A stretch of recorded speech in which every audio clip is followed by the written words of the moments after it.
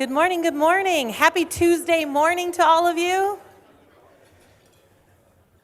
Hey, we are so excited to have you here with us today for Wake Up West Coast. And whether you are here in person or joining us digitally, thank you for taking the time to join us today. It's going to be an incredible morning, not just because you're not home getting bombarded with the last-minute election ads, because we are going to have incredible content and challenges from our speakers today.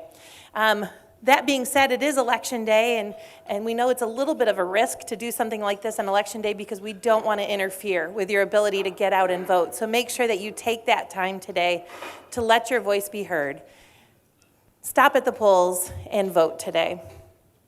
Before we get started, as always, I'd love to thank our sponsors. We have Velvet Fuller here from AAC Credit Union. They are our morning mingle sponsors this morning. Velvet, thank you.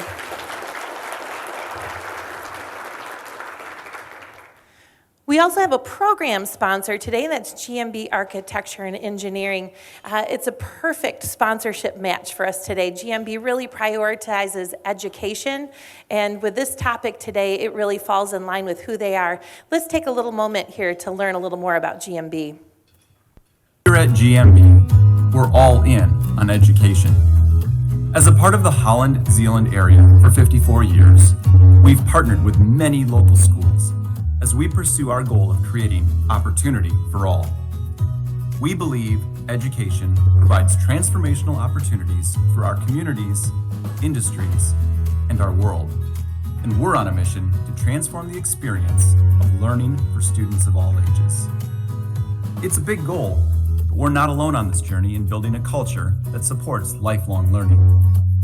We're just one part of the learning ecosystem. And building a community with strong education takes all of us working together. Will you join us? David, thank you to you and your team for not just sponsoring this morning, but the innovation that you bring to our education system. As we're going to learn more this morning, it is key to our future success. So thank you to GMB. Okay, and then you know what time it is, right? We never have a chamber event without allowing some time for you to network with those individuals that are sharing your table with you this morning. So we're going to take no more than 1 minute per person to make sure that everybody gets a chance to speak and share your name, your company, and then one experience that you've had in innovation in education. All right, you can go.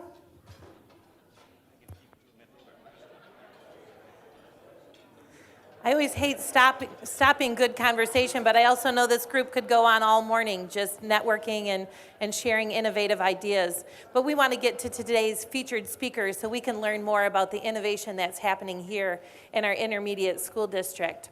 This morning we have 2 speakers with us, both from the intermediate school district. The first is Dave Tebo.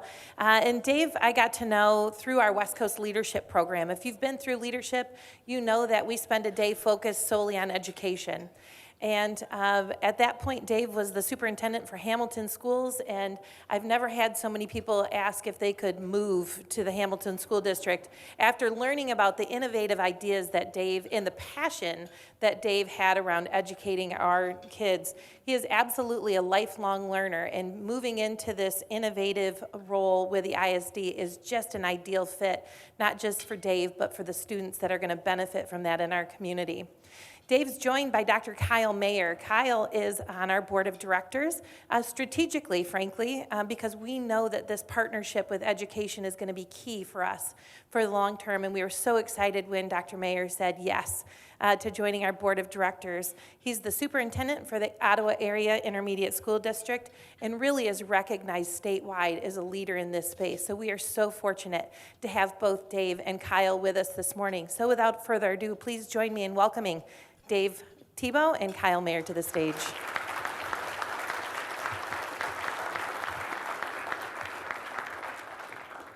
Good morning.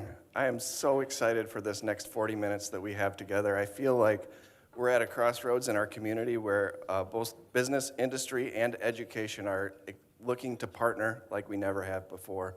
And I believe we're going to do that. It takes the collective responsibility of all of us to make the difference for our children that we want to, and we're ready to work together. When I look out at this room, it's like these are the people that we need to partner with. So thank you for getting up early, being here this morning. And we're going to invite you to continue this conversation after today. There's going to be opportunities to talk about how can we partner on behalf of our children. So thanks again for being here. Just a little bit about myself. I live in Grand Haven Township. I'm married to a teacher in Grand Haven, and my daughter, Sarah, is a junior in high school. My son, Ryan, is in 8th grade.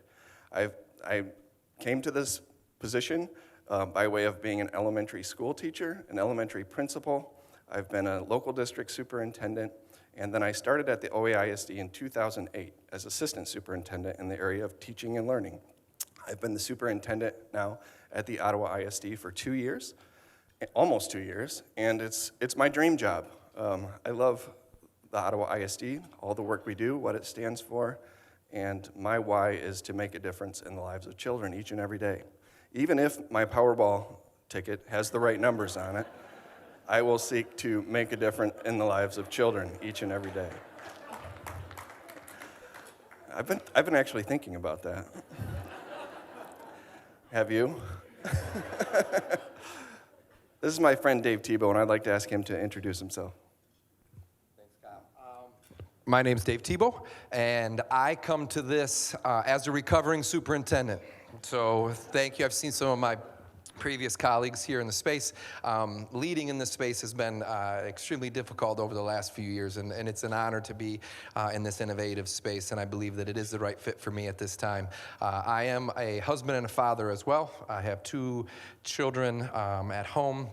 One is 17 and a senior and getting ready to leave the nest, which would be an interesting dynamic moving forward. He can't wait to get out, and neither can we.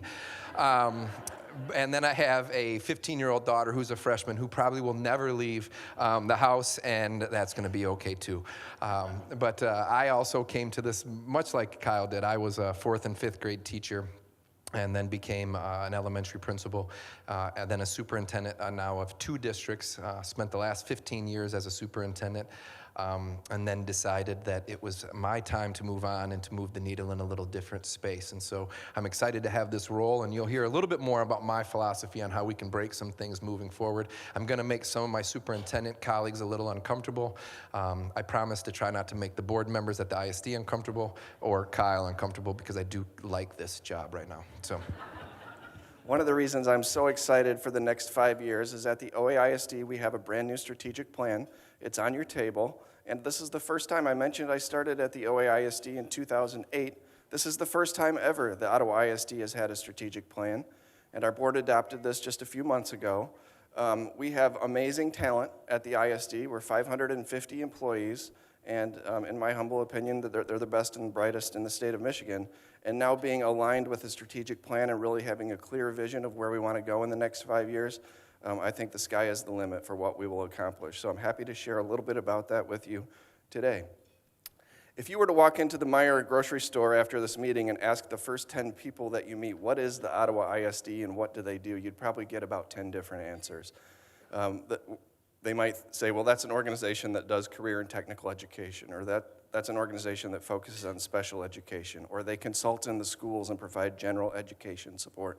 All of those things are true, but not everyone has the same touch points. So our mission at the OAISD is to ensure that all learners in the Ottawa area have an opportunity to realize their potential, both as individuals and part of a thriving community. We say all learners because we support students from birth to adulthood and everywhere in between. So this is our service region. We have the Ottawa Area ISD provides educational supports from Coopersville and then in the northeast to Saugatuck in the southwest. And we serve 59,230 learners each year, directly or indirectly, in partnership with the school districts that you see on the map. We're located all throughout the county and have programs, for example, near here. On 8th Street, we have a Roaring Knoll building where young adults between the ages of 18 and 26 today who have learning disabilities are being supported in attaining the learning they need to be successful in life. And for example, you see in Zeeland there in the Herman Miller main site. We also have young adults within places of business gaining employment and being supported. And we help them to be successful. Those, again, are adults with learning disabilities. We are governed by a publicly elected Board of Education. Could I ask my board members who are in the audience to please stand and be recognized? I know 3 of you are here. Rick Dernberger, Robin Africk, Carol Slaw. Thank you. Thank you for your volunteerism and the guidance and support that you provide to me each and every day in leading the organization. So into our new strategic plan, I want to just orient you to what is contained in that document. At the ISD, we're going to be focusing in 5 big goal areas for the next 5 years. They are student success, which is really all about academic success for the children in our community. Student well-being. We know for students to be successful academically, we have to take care of their well-being as humans.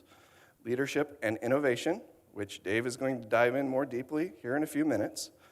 Engaged and healthy workforce. Probably like all of you who are employers, we know that our workforce needs caring for, and we're struggling with talent, as many of you are. And partnerships, which is what today is all about. So Dave is on our team just a few months now. He'll be focusing on innovating. We're not satisfied with a lot of things about the way things are in education today, and we want to do something about it. I'll give you just one example.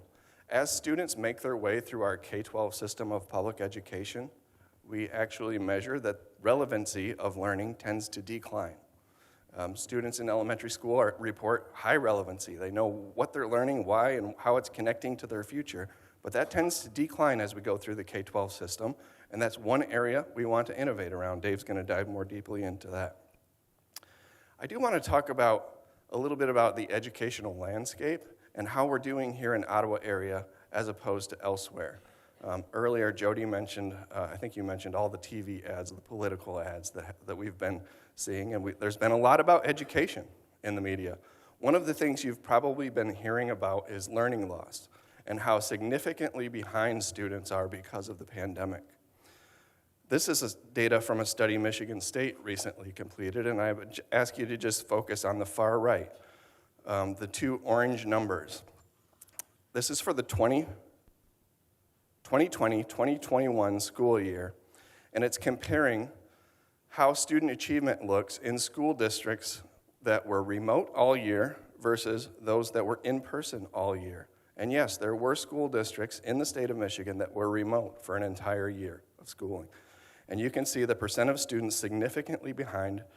If students were in person all year is 26.5%, but if they were remote all year, 58.8%. So switching to remote education as a pandemic measure did have a significant impact on learning, and that's probably not a surprise to anyone in this room. But what I want you to know, as a community, we all came together and worked extremely hard during that same year in partnership with our health department. We were open, on average, all of our districts across the area, 165 out of 180 days for in-person instruction.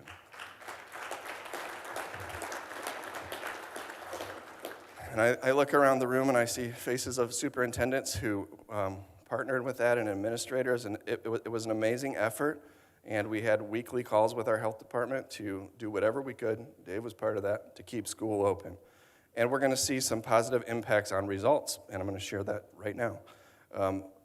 This compares the state of Michigan to the nation on what's a national test called the NAEP during the same time period. And you can see Michigan is the purple line, the nation is the black line, and you can see over to the right side of both charts, we're looking at reading on the left, math on the right. Both the state and the nation saw dramatic declines in test scores for students during the time of the pandemic, and Michigan perhaps even more dramatic than the nation. But that's not true here in the Ottawa area. These are our M-STEP scores, 3rd grade through 8th, and you can see that almost every line between 2020 and 21 and 22 is flat, or maybe even slightly improved. Now, we don't normally celebrate flat test scores, but with the backdrop of that, I'm proud of what we did, and I'm proud that we were in person and that we bucked the trend in terms of learning loss. And I just want you to be aware of that as a community. Same thing is true in math. Related to this, but on a different level, is something else that we're focusing on at the ISD, is access to adult training and community college.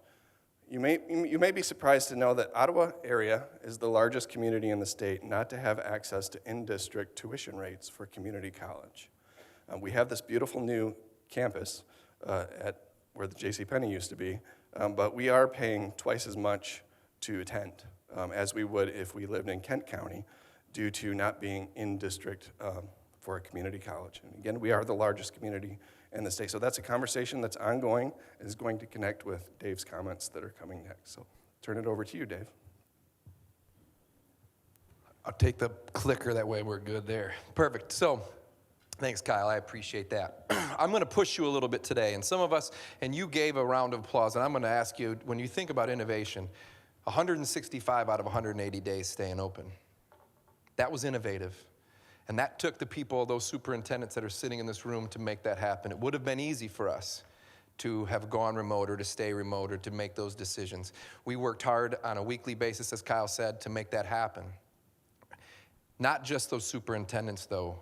I would be remiss if I didn't say a gigantic thank you to the teachers and the staff of those buildings. That during a pandemic, when a lot of different things were unknown, and I don't care what side of this thing you're on and what you believe or what you don't believe, I will say to you that when I have 400 employees, inside of that sample size of 400, there were people that were extremely scared, and there were people that didn't care. That ran the breadth and depth of what we had, and every single one of them showed up for our kids. And that took some doing, that took some innovation, that took us as leaders creating this space for them to do that. And so it doesn't feel innovative. I'm here to tell you that it was very innovative. One of the other things I'm going to say, though, too, is when we think about what I'm going to talk to you about today, we're talking about rethinking things. And we think about innovation. We have to think differently about how we work with students. Okay? Remote learning didn't work for a lot of kids. And at the same time, it works phenomenally for some kids. We cannot be one size fits all, and that's the push that I'm going to talk to you about today. When we think about innovation, we'll talk a little bit. That innovation is happening across this county, and it's in pockets. West Ottawa's run a phenomenal after-school program using some of their ARPA dollars to connect kids with mentors and kids.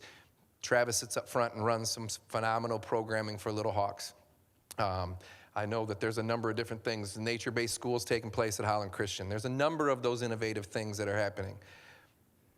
It's really, really hard to do something different than what we've always done in education, because all of you and all of the parents of this community all went to school, which then means that you have some level of expertise on school because you did it once. Okay? I'm here to tell you that the schooling you received that got you ready for the society that you walked into and the world of work that you walked into is not the same that I'm going to send my 17-year-old out into next year or my 15-year-old out into moving forward. And to do that, we need the ability to do some things differently. And this group of people and your communication with the parents and the people that work with you is going to be really important for us as we reimagine what happens. Most of you in manufacturing or engineering and other spaces, you have R&D budgets. Industry has R&D budgets. You have the ability to try something new, to innovate, and you do it kind of offline. We're never offline, people. Never. As a social construct, we are childcare. For all of you, 5 days a week from 7:30 to 2:45. We are. That's part of what we do, okay? And what's been added to school over time is more and more and more. But we keep doing the same and same and same. And part of that is uncomfortably because a lot of you are comfortable with what you did. Because all of you in this space are here for a reason. You're successful in your field. And you, at times, will say, I'm successful because of that really crappy experience I had back here. You all have nostalgia. You remember the nostalgic stuff, homecoming and friends and this and that. And you have amnesia about the stuff that sucked. The lack of relevancy in school as you went through. So we have to do some of these things differently. And so what's coming? What's coming is an ask of all of you to help us change the way we measure kids. How many of you have children in a K-12 system somewhere or have gone through a K-12 system? How many of you distill your children down into a number? Oh, I don't see any hands. Because they aren't an ACT score. They aren't a GPA. They aren't an SAT score. They're beautifully and wonderfully made human beings. They're whole children who need content, who need skills, who need social capital, who need to be well, all of those things. And we have the opportunity every day to do that. And that's different than filling out worksheets and bubbling in a Scantron and trying to get that GPA and to chase that thing. That's the system that we've built, and it's what we know. So I'm asking you to think about, how do we become something different than what we are? And the hard part with innovation is, and for those of you who live in a space where you innovate, is that when you create something new, there is no metric to measure that new innovative thing. So what happens is we use the old metric to measure the new thing. And if we use the old metric to measure the new thing, that new thing never looks like it's any good because it doesn't conform to what we used to do before. Education should be a community event. We want to increase the participation in K-12 and adult career and technical education program. Kyle said, I'm going to talk to you about innovation, and you saw that blue line right in the middle, and it says innovation. I'm going to hit on one objective inside of that, because where the innovation needs to happen for all of our kids to get what they need when they need it and to become life ready happens in all those other spaces as well. Because we can't keep doing what we've always done. Definition of insanity. Do what you've always done and expect a different result. It just won't happen. So how do we do this? We want to increase participation. We know that this is important. Why do we know that this is important? Because this is where relevancy lives. This is where students get relevancy inside of that teaching and learning. We have 500 students on a waiting list for the Career Line Tech Center. And Dave Searles is in here. He runs the Career Line Tech Center. Amazing man. And Shayna's back there. Those two are rock stars. So I got to give a shout out to the two of them. There's a 500 student waiting list. And he's like, Dave, don't talk about the waiting list. I said, I'll talk about it, but in the right way, okay? The reason we have a waiting list is because this is where the relevancy lives. Kids want this experience. They want deep, robust career exposure, career development. Yeah, are there programs where we get certifications and we can give kids things that they need to go? Yes. But as important as it is for some of those kids to choose something, it's equally important to unchoose something as well, right? And we don't always frame it that way, right? Innovation is, oh my word, that kid tried that, and they didn't go spend $125,000 of debt to go do it because they opted out because we gave them an exposure. That's as equally as important as saying, that is something that I want to do, right? It's none of what I'm going to talk to you about is an either-or conversation. These are all yes-ands. I'm not going to say we don't need content. We need it. I'm not going to say we don't need skills. We need it. But what we need to do is not focus so much on that content. You need content. You need to have that in your working memory so that you can in real time use that to solve problems, to communicate, to collaborate, to do the work that you need to do, right? We can't, yeah, my phone's over there. I can Google just about anything. But at the middle of, it's much easier if I have a working knowledge of the content that I need so I don't have to stop and Google it all the time, right? So that whole argument of we don't need to have that is false as well. Some people, educators, will sit and tell you, well, you don't need that. The content's all on your phone. You need that in your working memory. You need that in these spaces or somebody gets hurt, right? You need that in these spaces or that content and skill in a context doesn't become sticky. This is important because this is where relevancy lives. This is where hands-on learning lives. And the cool thing about Ottawa County that's innovative and different than a lot of other spaces, and I've been other spaces, and I have a lot of friends who still do this work in other spaces, is that we believe that career and tech education is for every child, not just for those kids. Some of you are nodding your heads because when I was in school, those kids went to the tech center. I'm here to tell you, those kids are awesome kids. They're just wired differently, right? They want to do that. They want their hands on. School didn't work. School didn't work for Dave Tebo. For those of you who saw me speak before, if I stuck up my high school transcript, you'd laugh and say, that guy's a superintendent? Oh, shoot. Trust me, my dad, who was a superintendent, said, oh, shoot. But part of that is, right, it's how do we measure that, right? I didn't play the game of school well. Surprise, surprise. Kyle looks great, suit and tie. This guy's got tennis shoes on, right? I didn't play that well. I didn't do it well. Doesn't mean I was bad or I was broken. It means that I went about things a little bit differently. Thankfully, I had parents that recognized that. We have lots of kids who don't, right?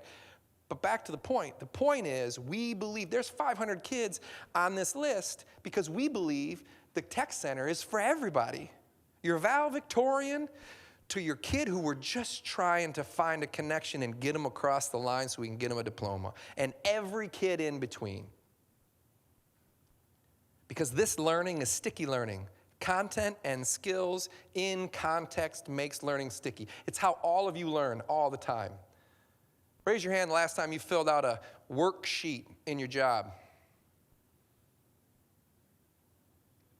When's the last time you did math for the sake of math in your job? Everything's interdisciplinary, right? And we need to change the system. We break it down. We ring the bell. Everybody switches positions. We all go from one thing to the next. Get them up, cattle them to the next thing. Start over. Okay, stop thinking about ELA. Now start thinking about math. Stop thinking about math. Now start thinking about science. That's not how the world works. The cool part about this is it's all together. It's all in that space. How do we create more of that? We want to engage all of our kids in experiential learning that provide important life and workplace skills. Innovation can and should look like giving credit for learning no matter when it happens. And this is where we'll need some help from all of you. My daughter learns as much from 3 o'clock to 7 o'clock when she's in Cranes in the city, doing customer service, running the cash register, making food in the back, talking with the people in that workspace that drive her nuts because so-and-so did this today and I couldn't believe it and I almost had to check out. What did you do? I took a break.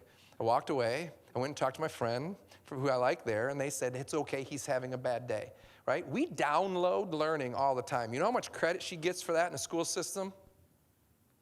0. I'm done talking about learning as school. You learn, all of you learn, all the time. When we can be innovative, when we can change this and find a way to give kids credit for the things that they do all the time, Sunday through Monday, I don't care if it's at a church, I don't care if it's at a club, I don't care if it's in your backyard, I don't care if it's at work. They're all learning stuff. They're using math, they're using English. They're testing the scientific theory, making a hypothesis, judging it, testing it. It happens in your backyards. Let's be innovative. Let's start to make sure that we're giving them experiences out that are authentic. All of you in this space have authenticity in where you're at. How do we connect our kids and our teachers to you so that learning feels less systematic, and more holistic? That's what our kids need. How do we facilitate access to community college and post-secondary credentials? We have the opportunity. This community in this county is stinking amazing. We have things that other communities wish that they had. We have phenomenal K-12. We have amazing preschool. We have a Lakeshore GRCC campus. We have MTech. We literally have pre-K through Gray learning in this county. Other counties would love to have it. So how do we create a continuum where learners, whether they're young and they're in school age or they're adults and they work for you and you want to upskill them, that they weave in and out of an economic and educational system that doesn't have borders? Thompson MTech is an amazing, amazing program. And there's some stats up on the thing. 95% of the students successfully complete their program. 95%. I'd love, as a Hamilton superintendent, a 95% graduation rate. That would have been great, right? 87% of the students are employed after they complete the program. 3,000 students served every year. A 10-to-1 student-to-teacher ratio. We have that in our backyard. That's a part of our system. And we're working, one of the innovative things that we're working on is and superintendents are going to get this at their next meeting, we're working on how do we create a transition plan for kids that transition. Because you know what? I said I'd love that to be my graduation rate. Our graduation rate on average is probably somewhere between 85 and 87% in Ottawa County across the board. If any of you had an 85 to 87% success rate in your business, would you be happy? We have acceptable losses in education the way that the system is built, because the system is built to be the most efficient system ever. It sorts and separates kids like nothing else. It's not broken, it's extremely efficient. It sorts them out and says, good luck. There used to be a time, if you were one of them, you could go use these things and make a middle-class living. Good luck doing that now. You need this. All 100% do. So how do we use MTech? How do we use GRCC? How do we use workforce and the ability to earn a living and still learn at the same time to blur this from pre-K to gray? That's innovation. We figure that out, we do that. This community, this county is leaps and bounds ahead of everybody else. You have the educators willing to do it. Can we all pull together and frame it the right way? Learning isn't just for school. Foster an innovative mindset, turning challenges and opportunities and ideas into creative solutions as an organizational standard. Every problem is an opportunity. How do we take something that is defined as good or bad? More than times, let's talk about the bad. And move with it. Mark Schmidt's in here. And I'm going to give Mark a shout. This is an example, and I've used a different example, and I used the Michigan Center example for those of you who heard me talk. I used to talk about the kid I caught selling drugs. I'm going to talk about a kid caught selling drugs again, but I'm going to use it a little bit close to home. We have a student who I meet a student in the hallway. He wants access. He's a coder. He writes code, and he's created this app for a phone that's kind of like Flappy Bird back in the day. I don't know if any of you remember Flappy Bird, but you'd kind of get the bird to stay in between the things and fly. He'd created this thing on his own, and I met him and walking to high school, in the hallways in high school as a junior, and the principal said, you should meet this kid. We got to get him hooked up with some other people. I have a brief encounter with him, and I don't think anything of it. Dave Tebo drops the ball. It's happened before. It'll happen again. I drop the ball. I don't follow up with this kid. Then next thing I know, my high school principal calls and he says, Dave, remember the kid that you met? Yep. Selling drugs. I said, what do you mean? He said, well, he's trading pills for dope, and he's doing it on the bus, and we got to expel the kid. I said, man, this kid's got a ton of potential. I just met him the other day. What do you mean we got to expel him? Right? So by policy, we got to mandatory expel this kid. At the time, Hamilton doesn't have an alternative education program. We don't have a place to send expelled kids, and so what we're going to have to do is send them to Allegan County. Right, to the program down in Allegan County. And I said, that's not okay. This kid, if we lose this kid now, I don't know that we'll get him back. So long story, much shortened. I know he's coding. I know he has a love for this. I convinced the board, let me be his mentor. Let's move him to fully virtual. Let's have him take his classes all online. This is a smart kid. His parents are on board. Let's have this conversation. I said, but I also need to connect him to somebody else. I can't do this alone. I got to run a school system. I knew Mark. Mark works at BizStream. Mark codes. Called Mark up. I said, I got this kid, man. I need help. I need some help. Long story short, Mark takes him under his wing, codes next to him. He saved that kid's life because it was a community of learners. We changed that. We could have thrown the book at this kid. That's a challenge. And we changed this kid's life. I tell that story a lot, and that's the first time I've ever been able to tell it with him in the room. So it's kind of cool that I can tell that story with him in the room today, because I'm proud of him. I'm proud of that kid. I'm proud of the fact that our system and my board let me do that. We can do that more than we think. But we got to change the way we work with kids. We need to take opportunity. Take a problem and make it an opportunity.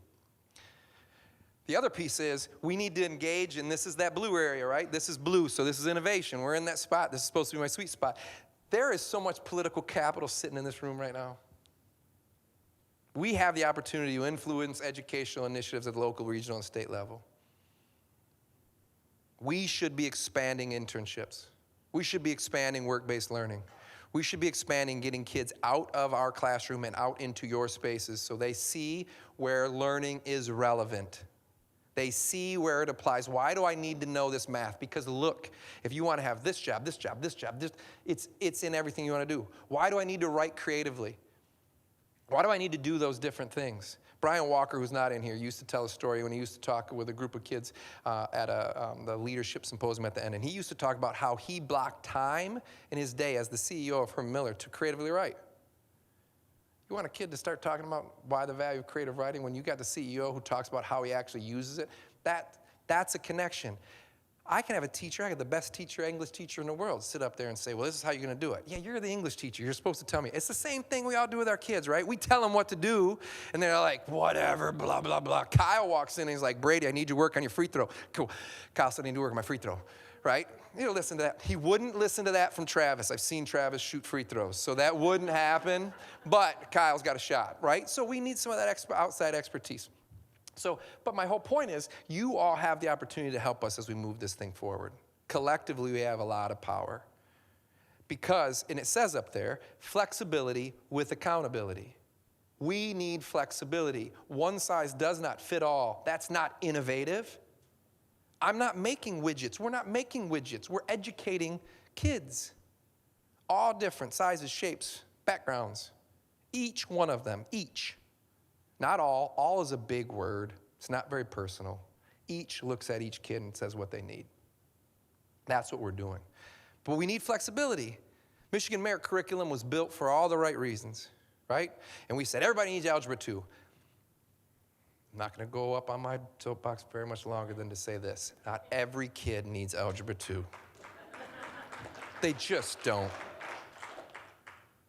Every kid needs personal finance. And if you have a kid, you're, oh, yeah, my kid needs personal finance. Yep, because that one needs to get out of my basement at some point, right? Like, that's where we're at, right? But we don't need all those things. One of the things, so every kid has to have 2 years of a world language. You know what doesn't count as a world language? Computer coding. You know what's a really employable skill right now? Computer coding. We don't have that flexibility. But with that flexibility, we can't just say we don't want any accountability. That's not what we're about, right? We have to measure success. That's what we do.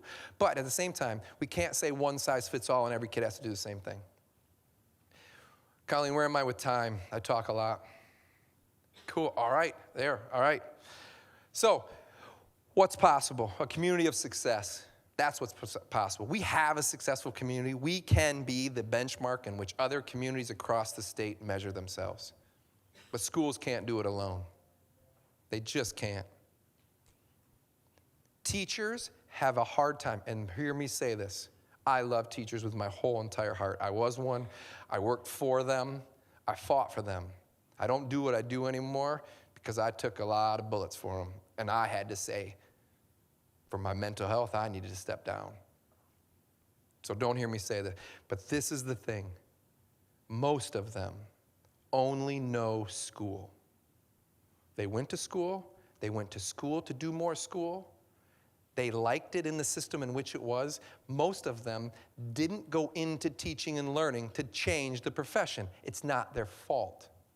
Most of you didn't go into what you do to change it. You went into it because you liked it. It worked for you.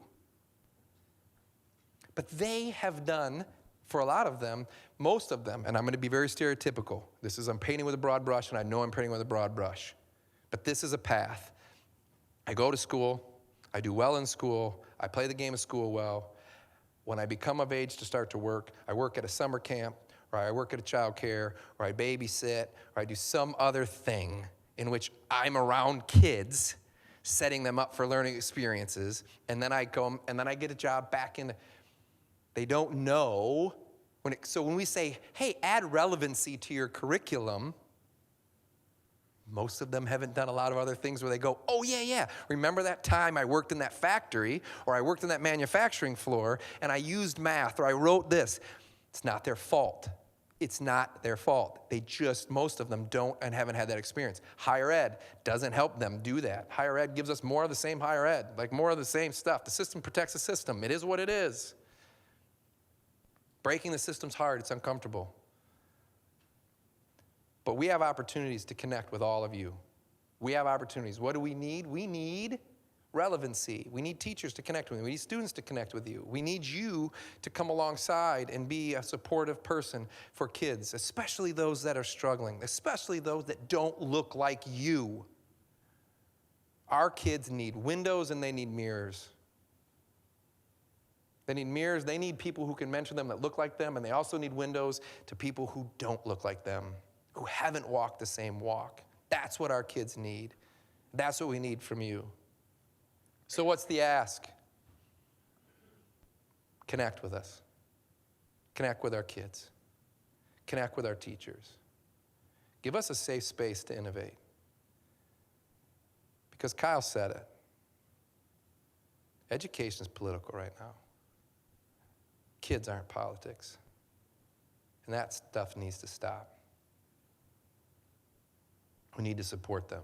We need to be able and willing to make learning look different, to give credit for things that we don't traditionally give credit for, so that each kid can maximize their potential.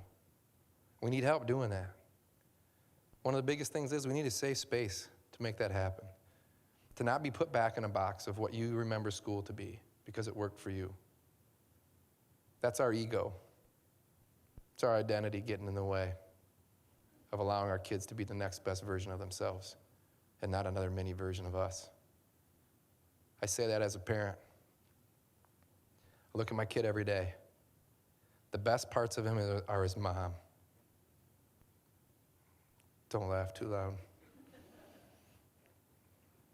Right? But I want him to not be another version of me.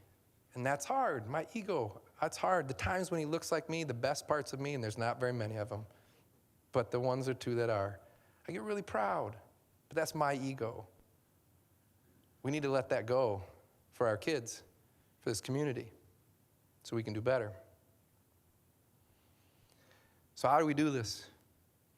On the ISD site, I have a page. It's the innovation page. And there's a project pipeline on there. There's an application. If you're interested in this, if you're interested in connecting with us, I am the connective tissue. I can connect you to West Ottawa, to Zeeland, to Holland Christian, to Hamilton, to Jenison, to all those spaces.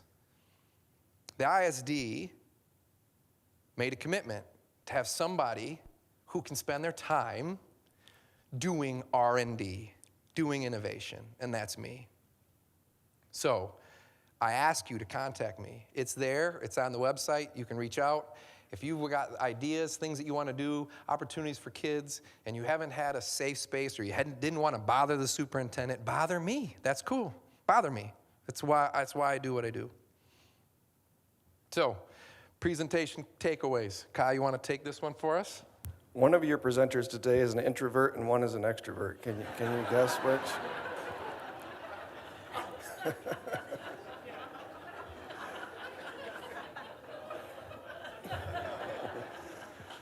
We hope you take away that we have a new strategic plan, that it's an exciting time for education in the Ottawa area, and we're ready to partner.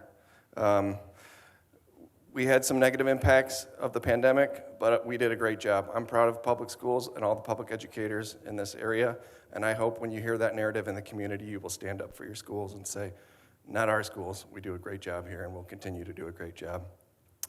And we hope you take away that the definition that we're holding for student success needs to change to include more than academic success to help students thrive in high school and fully prepare them to enter the world of work. We thank you for this opportunity, and we hope you take advantage of the project pipeline that Dave shared. We can't wait to see what comes out of this conversation and hope this is only just the beginning. Thank you.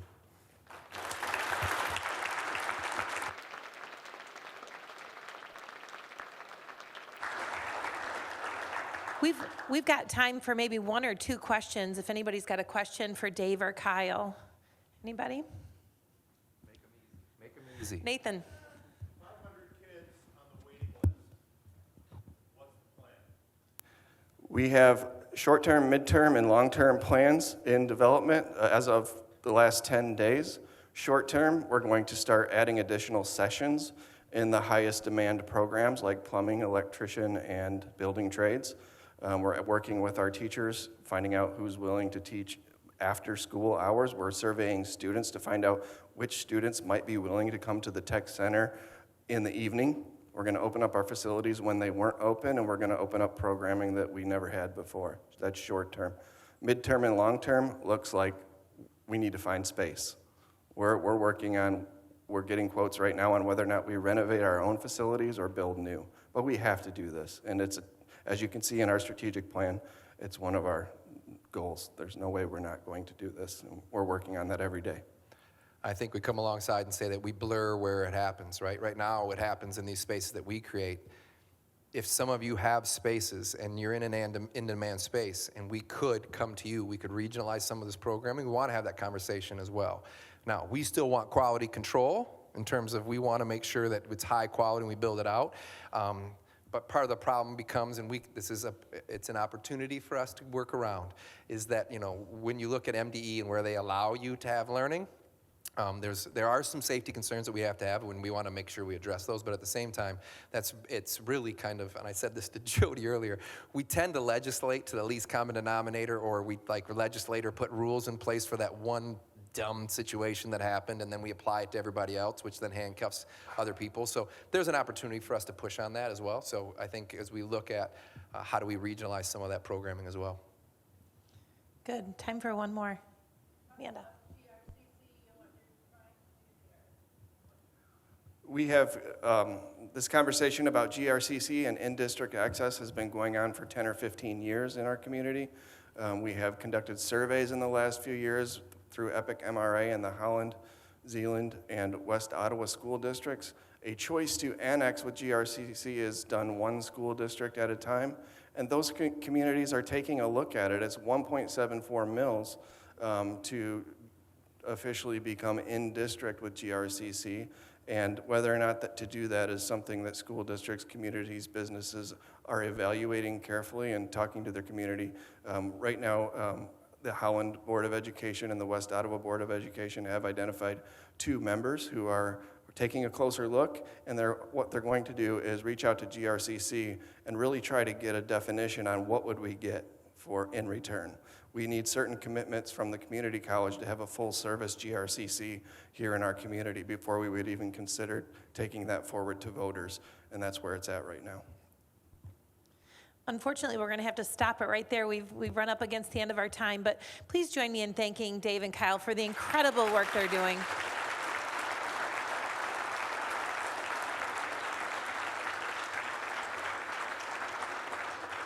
We are so fortunate to have both of them leading in this education space. It's critical to the long-term success, not only for our children, but for our workforce. So we're incredibly appreciative of the work that the two of you are doing. As we wrap up here today, I want to give you a heads up on a couple of things that are coming from the Chamber. The next 2 months look a little different than usual, so I want to call those to your attention. Next month, there will not be a Wake Up West Coast. Instead, it's breakfast with our congressman. That will be happening on Monday, not Tuesday, Monday, December 12th, and that will be happening here in this space. We'd love to have you join us to hear the latest from Washington, D.C. And then in January, we're back to Tuesdays, and it will be our economic forecast event with Dr. Paul Isley. The difference for January is that we're not here. We'll be at Engedi Church. That's generally a larger crowd, and we'd love to have you join us in January, Engedi Church on Tuesday, January 12th for our annual economic forecast. And with that, I'll say thank you for joining us today. Remember to go and vote and make it a remarkable day. Thanks, everyone.